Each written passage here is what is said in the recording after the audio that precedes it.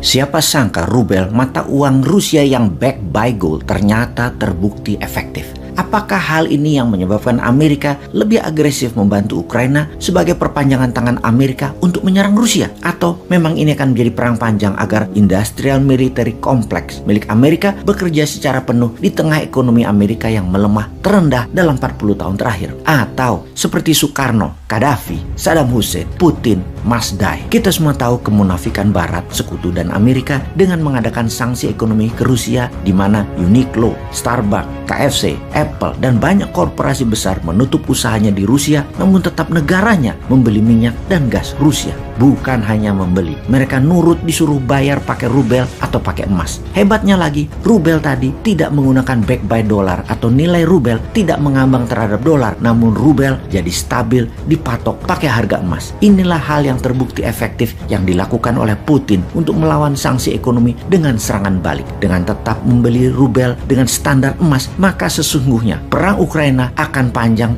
dan dalam jangka panjang Eropa akan bangkrut, begitu juga Amerika akan bangkrut. Rubel backed by gold dan transaksi emas membeli minyak dan gas ini akan menjadi topik pembicaraan kita kali ini. Karena banyak pengamat militer berkesimpulan, jangan-jangan tindakan sekutu yang didalangi oleh Amerika dan Inggris bukan atas nama kemanusiaan membela Ukraina itu, tetapi rubel backed by gold ini akan membahayakan US dollar dan pound sterling ke depannya. Inilah tindakan utama mereka sesungguhnya. US dollar yang menguasai 65% perdagangan dunia ditambah euro sekitar 22% adalah 87% mayoritas transaksi di dunia akan terancam dengan rubel dan emas sebagai alat bayar, sehingga Rusia harus diserang dan disudahi perannya. Kita kembali ke zaman Obama yang mengatakan people of Libya need to be protected, atau rakyat Libya harus dilindungi. Dilindungi dari siapa? Dari Muammar Gaddafi. Gaddafi yang membuat Libya menjadi negara terkaya di Afrika itu. Agak aneh propaganda Amerika dan sekutu sesungguhnya. Tapi ujung-ujungnya kita tahu ternyata Amerika mau minyaknya Libya dan mau emasnya Libya untuk melindungi dolar. Karena Gaddafi secara agresif mempromosikan emas sebagai alat bayar di Afrika, syarat membeli minyak Libya bagi negara Afrika. Gaddafi juga menyiapkan dinar emas sebagai mata uang tunggal Afrika. Kita semua tahu rencana seperti ini, rencana mau menyingkirkan dolar sebagai mata uang dunia,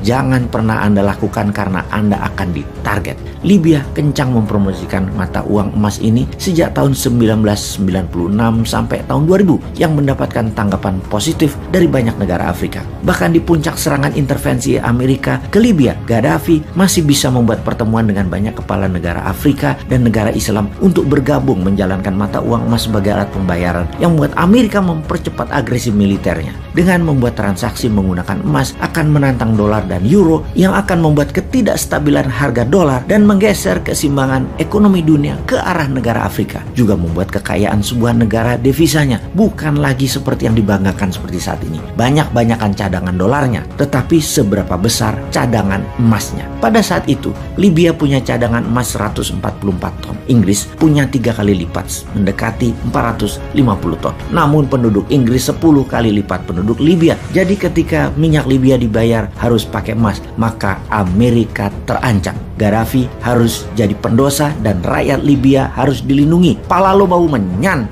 Geblek emang Amerika dan negara yang mendiamkan kezoliman Amerika itu. Kita ingatkan kembali sebelum Libya Gaddafi dieksekusi, maka Saddam Hussein juga dilibas karena mempromosikan hal yang sama. Transaksi minyak Irak hanya bisa menggunakan euro dan emas. Masih mending karena masih bisa terima euro. Namun terbanyak negara Afrika membeli minyak Irak pakai jaminan emas. Yang pasti Amerika melakukan embargo terhadap Irak, sanksi ekonomi dan invasi penggulingan pemerintahan Saddam. Pastinya menggunakan emas sebagai alat bayar akan membuat negara Timur Tengah dan negara Afrika menjadi negara yang berdaulat dan kuat. Dan bagi Amerika, hal itu harus dihindari dengan berapapun biayanya, harus tidak boleh terjadi, yaitu emas tidak boleh berkuasa. Menggunakan selain dolar adalah sebuah self-determination sesungguhnya, atau kedaulatan bernegara. PBB bahkan tidak mendukung negara untuk menjadi berdaulat. PBB yang di belakangnya Amerika dan Sekutu Barat tidak ingin negara-negara lain itu sejahtera dan berdaulat pakai sistem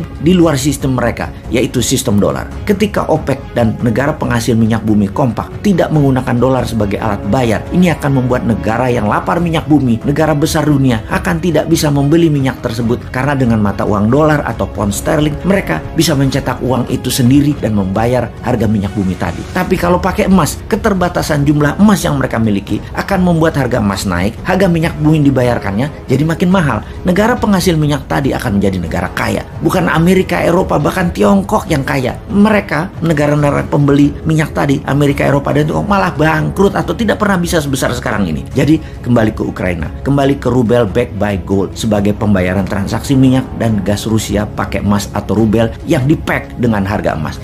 Hal inilah yang menjadi alasan utama mengapa senjata perang mulai mengalir dikirim ke Ukraina. Tujuannya bukan kemanusiaan. Tujuannya jangan sampai rubel menang dan emas berkuasa. Kalau Indonesia gimana? Dukung emas atau